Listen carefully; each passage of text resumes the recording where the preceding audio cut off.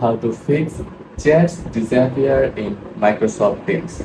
First of all, open Microsoft Teams and go to chat option from the left side of the screen.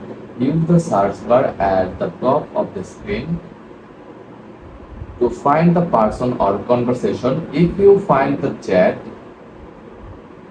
open it and send a new message to bring it back to your chat list. Method 2. Unhide the chat. In the chat section, click the three dot next to a conversation and select Unhide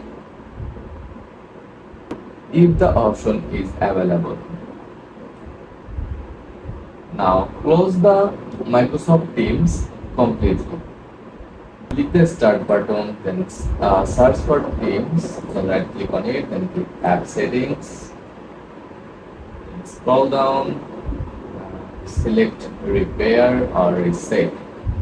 Then go to Teams again, then click the three dot icon from here, then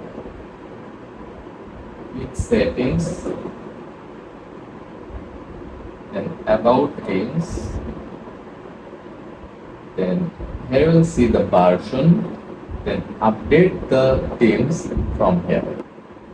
And that's how you can fix disappearing chats in Microsoft Teams.